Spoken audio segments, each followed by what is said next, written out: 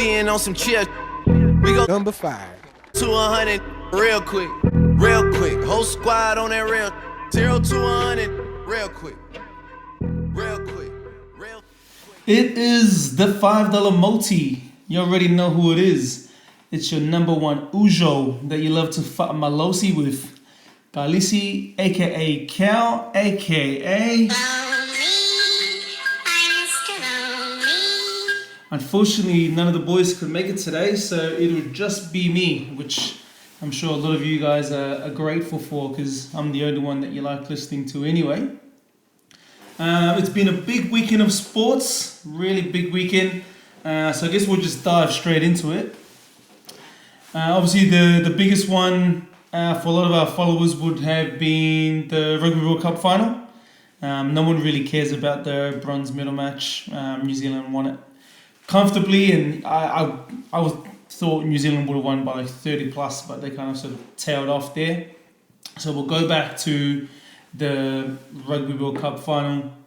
Fantastic win by South Africa. I was really going for South Africa because I hate the Six Nations teams, and the way that a lot of them vote against the Pacific Island nations with eligibility rule changes and the new league that they were trying to make. So yeah, I was really rooting for South Africa, and they came through. They played a fantastic game. One of the reasons that I put a little bit of money on the Springboks to win it all was one of the hardest things in a Rugby World Cup or any one of these sort of knockout tournaments is consistency. And I thought, South Africa they hadn't played their best game to date yet. Whereas England had, they played out of their skin last week in the game where they beat the All Blacks. South Africa struggled to really pull away from Wales, and I was betting that South Africa would put them to the sword because Wales didn't deserve to be in the semi-finals either. But yeah, South Africa really came to play in this one, and England were missing a lot of the intensity that they had the week prior. Obviously, just being myself, I had a look at some of the statistics, and some of them really stood out to me. So, for example, when I was comparing this game and to why I thought maybe England didn't have the game that they had last week, when I was comparing the stats between the two games, and they were really different games. Like, a lot of people were saying that the way South Africa beat England was the way that England beat the All Blacks, just sort of cleaning them off the park. But when I compare them, like for game to game, where were the numbers that I wrote down? So in this game, South Africa versus England, the final, there were 43 kicks out of hand. Whereas in the England win over New Zealand, there were 56 kicks in the game, which, you would have thought maybe it was a slower game, that's why they kicked more. But in the final, they had 212 runs, whereas in the England win over the All Blacks, that semi-final, there were 301 runs. So the England versus All Blacks game was a much faster paced game than the Rugby World Cup final, and that sort of really shows to me that it was more of an attritional game, and where South Africa won was on their superior defense. It's always been said that defense wins games, and there's a reason, and that is a cliche. So having a look here, South Africa, they ran for 369 meters from 89 runs, whereas England ran 201 meters from 123 runs. So that just goes to show, England, they weren't able to get the clean breaks that they did against the All Blacks, and that really shows the lack of intensity they had, or the superior defense from the Springboks.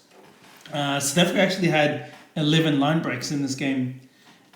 And that's something, when I was watching the All Blacks game, they just really struggled with the rush defense, and they couldn't get their runners going. Whereas South Africa, they had the big bodies up front. Lou Diego obviously got injured. Itzbeth, Vimulan, all of the Colisi, all of the guys there. But then also in the backs, Willie LaRue was really able to find space when they kept going with the backdoor passes. And hopefully Bowden Barrett takes some notes because he really struggled last week. Other than that, it was a really fun game to watch. Colby, fantastic try. The try with the Lamb one to Mapumpi, that was another fantastic try. Maybe it was that pass 50-50 yard, probably would have ruled that one forward in case the game came down to that try. But yeah, really good game, really good win by South Africa.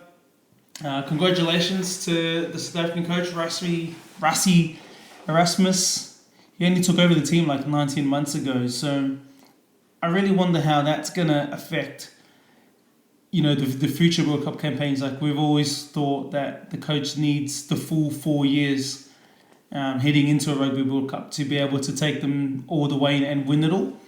Whereas, for Rassie to be able to do it in less than 2 years, maybe going forward, if, like, say, for example, the Wallabies or the All Blacks are not looking to flash in 2 years, we're not going to stick with that coach, to take them to the World Cup because it's too late to change. Like, now we know that a coach can come in on 2 years' notice and be able to win it all. So it'll be interesting to see how that pans out.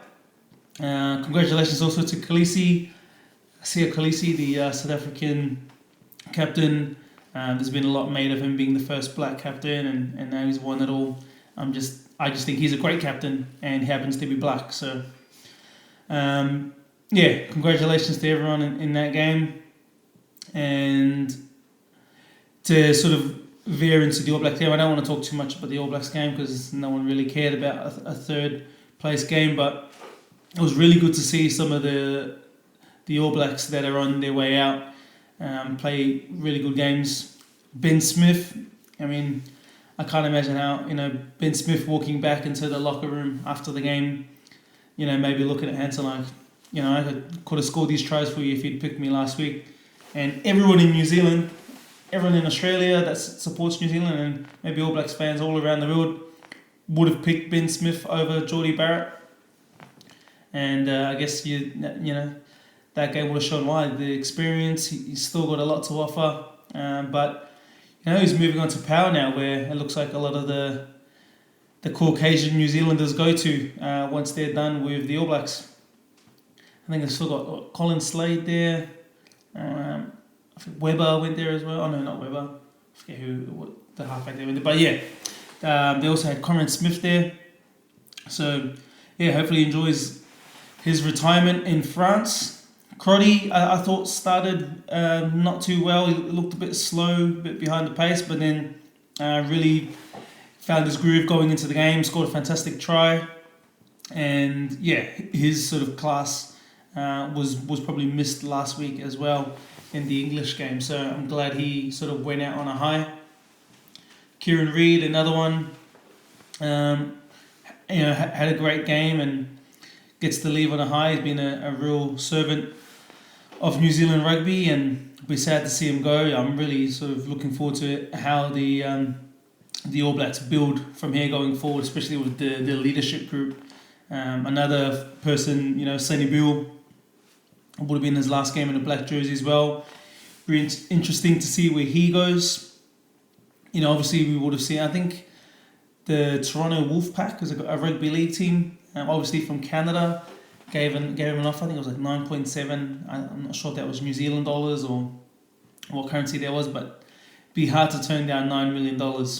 But hopefully he, all of them enjoy the next phases of their career and make enough money for them to live comfortably, because they've thoroughly entertained us for the last 5 to 10 to 15 years, however long they've been playing. Other big game of the week was Tonga versus the Kangaroos. Massive win for Tonga.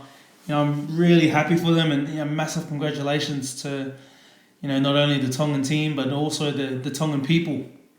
These players, they're giving up tens of thousands of dollars not playing Origin, and also not playing for Kangaroos and Kiwis. Like Origin, I think you get like a few around $10,000 match payments, and then similar payments for either playing for Kangaroos, maybe a little bit less for Kiwis. These players are giving up that money to be able to play in the Tongan jersey. And I'm not sure what's going on with the Tongan board. Like, are they?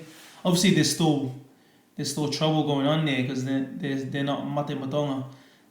They're the Tongan Invitational team, but hopefully that gets sorted out, because it's sad to see. Like the Tongan team and the Tongan board not being on a united front. Fingers crossed that gets sorted. Not that the Tongan team really need those guys, because they've come out and had their biggest win to date. Outside of the Tongan players, the Tongan people, they're something else. They are, I would say they're the best supporters in the world. The way they really get behind their people. I absolutely love the way that Tongans get behind their own. Definitely something I'm jealous of as a Samoan. I wish that we wouldn't cut each other down, and the way that we do on this pod for the Manu Samoa and the Tō Samoa, who I won't be talking about on this pod, because the less said about Tō Samoa, the better. But yeah, we always support the guys, but not the way that the Tongans support their own. So that's definitely something I'm jealous of, and something that we'll, I myself will strive to be a little bit more positive on this podcast towards the Usos, and fingers crossed the rest of the Samoan people look at the Tongans and sort of learn from them, because it's fantastic to see. I live here in Melbourne, and on my way to church today, I saw someone drive around with a giant Tongan flag on the back of his ute. So yeah, that was amazing to see. And I can't speak for the players, but I would imagine that the way that they support their team sort of really pushes these guys to not only play well, but Tomololo and some of the other boys, they made the sacrifice to play for the Tongan jersey, more than a year or two ago, and they wouldn't have kept doing it, in my mind, if they weren't getting the support from the people that they are getting. So, they're definitely helping to drive that movement that Tonga have been riding. So props to them. In terms of the game, as you can imagine, the massive Tongan pack sort of really dominated. Obviously Tomololo leading the way, and all of those guys sort of making the meters. But I really thought Tonga sort of really pushed from, and improved compared to prior seasons. Is their halves, I thought, played really well, with Luluhea and Stags really stepping up and sort of guiding the boys around. Then obviously in the backs you had Jennings, Fusistua, Hopewadi, Tupou. That's an awesome backline, and it really showed that they were able to dominate up front, led well by the halves, and they were always dangerous in the backs. In that first try, I remember Hopewadi is kind of like pointing at Whanua Blake, who's sort of like 5 or so meters away from him, and as he's pointing at him to sort of this is the line you're going to be running, the Kangaroos are just staring at him, and by the time they realise that Hopewadi actually is not going to pass to him and he's coming in for himself, too late to recover. I think it was Clemmer didn't recover, and Hopewadi snuck in for that first try. That sort of really set the tone, and that was good for Tonga to sort of score that first try. Really kept their crowd in it. Speaking of the crowd, Eden Park, all red. You would have thought if you didn't know that the game was in Tonga. Other than that, Payne Haas, who's one of the All-Stars that hopefully changes into a blue jersey once Sonny Bill calls all the All-Stars together. He helped Australia strike back. He left the Tonga defence in chaos, and Whiten was able to slice back in and score. So Haas, I want you to do that again, but in a blue jersey, okay, Uzo? Other than that, it was really good. The short ball that Katoa gave to Pangai Jr., mate, absolute perler. And that was worthy of the try, or being the try rather, that won the game for Tonga.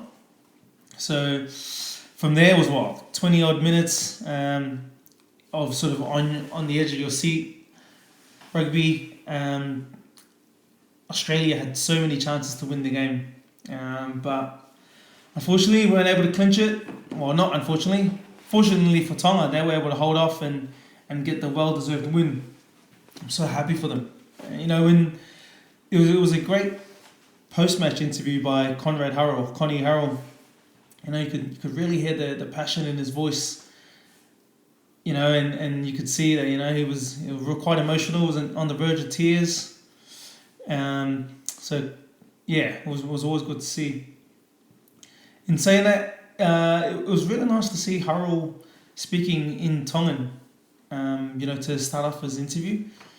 Like sometimes you hear a lot in some of these teams, a lot of the players can't speak the native tongue, and to have someone like Harrell, who's quite fluent, it obviously puts him in that leadership position where, some of the boys can learn a few things from him in terms of their culture, but also it shows the crowd that, these guys, they're really passionate about representing Tonga.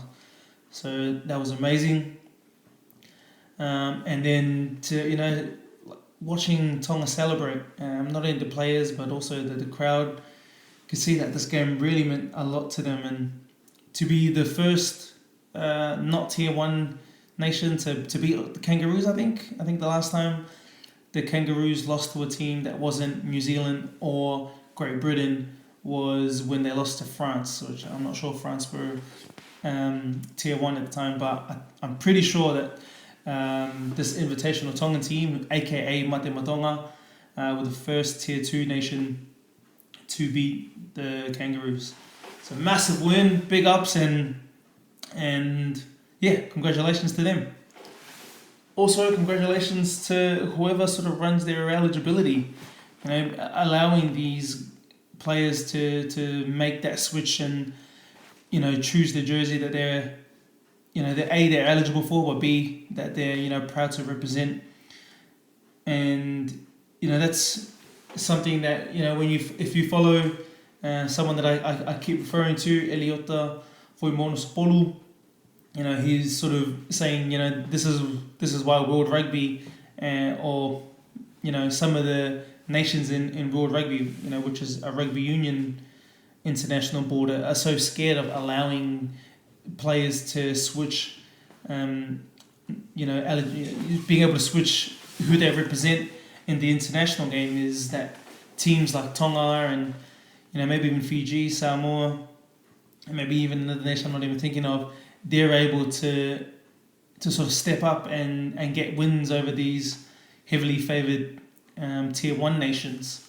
So hopefully this is an avenue for everyone to keep pushing World Rugby and Rugby Union, allow these players to switch from a tier 1 to a tier 2 nation if they're not selected for the tier 1 nation, because it's good for the game. Like if Tonga didn't have the players that used to represent New Zealand and Australia, this game wouldn't have been as it wouldn't have been as popular, and it wouldn't have been as well supported as it was. So it only benefits the game. All right, so that was probably for some people the big game of the weekend was Tonga beating the Kangaroos. Another big event this week was UFC 244, in which Nate Diaz fought, is it Jorge? I'm never sure if it's Jorge or Masvidal. Oh, Jorge or George. I'm pretty sure it's Jorge Masvidal, Gamebred. So, yeah, this one, I was really rooting for Diaz. I love Diaz. He is, to me, the BMF. But unfortunately, he got absolutely dominated in every aspect of the game by Masvidal. It was really cool to see Masvidal starting with his hands behind his back again. He's the chillest dude. He looks like he is like so relaxed in there. He's in his zone. And then Masvidal did that running start like he did when he starched Askren. But yeah, great fight. Masvidal rocked Diaz early. And then I think he caught him with an elbow, which cut his eye open in the first minute, or close to the first minute. And then he clipped him with that head kick as he was falling. Diaz, I don't know, man. I don't know how much longer this guy can fight with all that scar tissue on his, all over his forehead and around that eye area, because he seems to get cut a lot, and he gets cut quite early as well, which is something you hate to see. Obviously, at the end of the first round, easy win for Masvidal, dominated him. He got clipped a bit towards the end of the round, but at the end of the day, I think he won that round easily. In the second round, Masvidal, he was catching Diaz from every angle, Diaz was eating hooks like $1 Big Macs, vegan Big Macs at that, because, he's a vegan. Speaking of which, if you haven't checked out there's a food doco on Netflix called The Game Changers. It's recommended by one of my most negative vibe listeners, Easy Does It. It really, shout out to Easy Does It. Thanks for always keeping up those negative vibes, Oos. The documentary Game Changers really makes you sort of think about the effect that eating animals has on your body. Animal-based protein, we've always been brought up to think was the best for us, but have a look, check it out yourself, and maybe I always say do your own research, but it's definitely brought about some awareness around what you're putting in your body and the effects it has. I'm not going to become vegetarian. I love eating steak, but be mindful. Anyways, back to the second round. Finished off with a little bit of jiu-jitsu to sort of round it out, but again, another round which I thought Masvidal won easily. In the third round, that's where it really gets BMF, badass motherfucker. They're standing there for a bit and banging, but Diaz is really struggling with that busted right eye. You hate to see it, but again, it's just gushing with blood, and he keeps wiping it, and I think a few of the times he gets caught while he's wiping that right eye, and then obviously at the end of the fight gets caught off. Honestly, I didn't mind it being caught off, because Diaz had been bleeding since close to the first minute of the first round. And this was the end of the third round, so it was pretty busted up. So I honestly didn't mind that being caught off. Also, The Rock, I'm the biggest Dwayne Johnson fan. As I said earlier, I'm gonna try and emulate the Tongans and really get behind all the Usos, but The Rock, really unnecessary. I don't see what he added there. Unless, the only way I would support The Rock being in there was if this was part of Ballers movie at the end of the final season that just finished. Also unnecessary was the crowd booing. Didn't really need to. It wasn't like it was a close fight that it was a 50-50, and then Masvidal won by some dodgy doctor stoppage. Masvidal was already easily winning. B, Diaz was cut up and cut up pretty bad. And then 3, because I always like to have things in 3s, but on this occasion I don't have a third. That's it. 1 and 2. There's no other reason that you need necessary stop. So that was for me the highlights, the sporting highlights of this week. Those 3 big events. And a great result for all 3. Well-deserved win for South Africa, Tonga, and Masvidal. Jorge Masvidal. As it's just me this week, it's the end of the rugby union season. Both with the Mitre 10 and the Rugby World Cup ending. So going forward, we're really going to have to. Me and also the other guys that are usually on the pod have a look into the American sports, because that's what I know next best after the rugby and rugby league. And yeah, so this week I've got a 7-leg multi. All of them are either NFL or NBA. In the first game, I've got the Jets head to head, because the Dolphins they're obviously tanking. They're coming last in the NFL, and there's really no reason for them to win any games. In saying that, when you're tanking, this is something that I sort of heard during the 76ers, the process is, even if a team or their management choose to tank, the players themselves are still trying to give it their all, because they might not be in that team next year. Like, there's no reason for them to bomb out on their stats. So yeah, even though the Dolphins players themselves might be trying to play for new contracts or making sure that their career stats don't drop, the team itself is tanking, and that's why I think the Jets will get up.